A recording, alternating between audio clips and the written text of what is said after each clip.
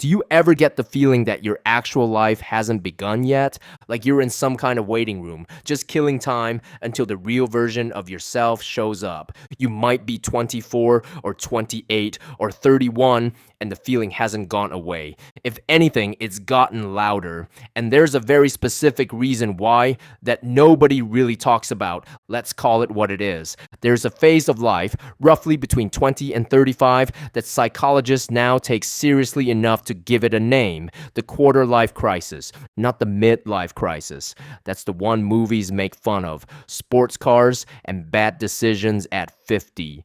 The quarter life crisis is quieter. It's not a breakdown, it's more like a slow, persistent hum of uncertainty, the sense that everyone else seems to know what they're doing, and you're just waiting to catch up. It sounds like a voice in the background that never fully switches off.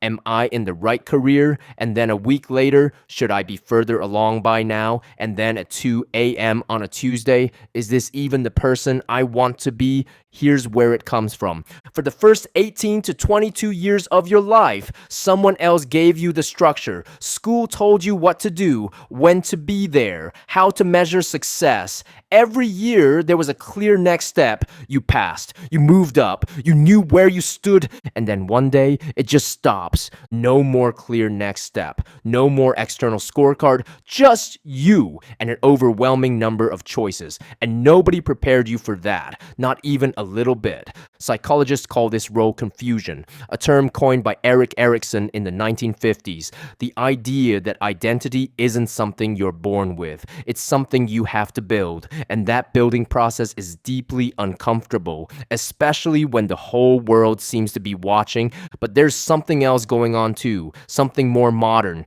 Your generation was handed a very specific promise. You can be anything you want. Follow your passion. Do what makes you happy. You're special. These aren't bad things to believe, but they create a particular kind of pressure that previous generations never had to carry. Because if you can be anything, then choosing one thing feels like losing everything else. If you're supposed to follow your passion, then what if you don't know what your passion is? What if you have several? What if nothing feels passionate enough to bet your whole life on? And here's what nobody told you. Passion isn't something you find. It's something you build slowly through doing things, not through waiting to feel ready to start. But we weren't taught that. We were taught to wait for the feeling, and so we wait. The philosopher Barry Schwartz called this the paradox of choice. More options don't make us happier. They make us more anxious, more paralyzed, more convinced that whatever we chose, we probably chose wrong. And so we wait, refreshing the same options, researching instead of deciding, optimizing instead of starting, convincing ourselves that one more month of thinking will finally produce the certainty we need. It won't. There's also something happening on a deeper level. Humans are story-making creatures. We need our lives to feel like they're going somewhere, like there's a narrative arc, a beginning, a middle, and eventually a destination.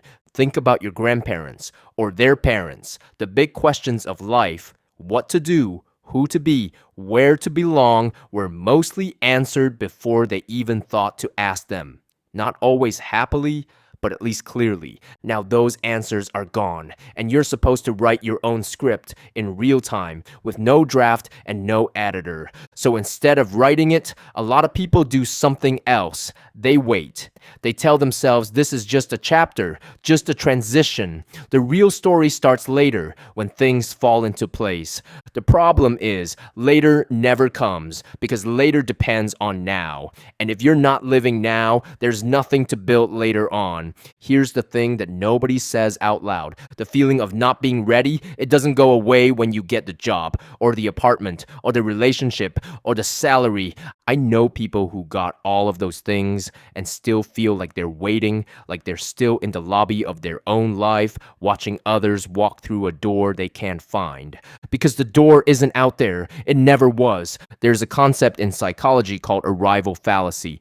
The false belief that once you achieve a certain goal, you'll finally feel the way you've been waiting to feel: ready, settled, arrived. But people who reach those goals report the same thing almost universally: a brief moment of satisfaction, and then the waiting returns. A new version of the same feeling. The lobby again, just a nicer lobby. So, what do you actually do? First, understand that the discomfort is not a sign that something is wrong with you. It's a sign that you're at a genuinely hard part of being human. The part where you have to figure out who you are without anyone telling you. That's not a personal failure. That's just what this phase of life is. Second, stop waiting for certainty before you act. Certainty is something you build through action, not something that arrives before it. Every person you admire who seems to know what they're doing, they didn't figure it out first and then start. They started and figured it out along the way. Replace, what do I want to do with my life, with something smaller? What do I want to try this year? Or even, what am I genuinely curious about right now? Third, let your life be a draft. Not a final version, not a statement about who you are forever. A draft is allowed to be messy. A draft is allowed to change. The people who seem most settled aren't people who found the right answer early. They're people who stop treating every choice as permanent. Small movements create momentum. Momentum creates clarity, and clarity creates the feeling, not of having arrived, but of actually moving. I want to leave you with one thought. There's a line by the poet Rainer Maria Rilke that I keep coming back to. He wrote it in a letter to a young man who was struggling with exactly this: the uncertainty, the waiting, the not knowing. He said, live the questions now. Perhaps someday, far in the future, you will gradually, without even noticing it, live your way into the answer. You don't need to have the answer. You just need to stop waiting. Your life already started. You just have to show up for it.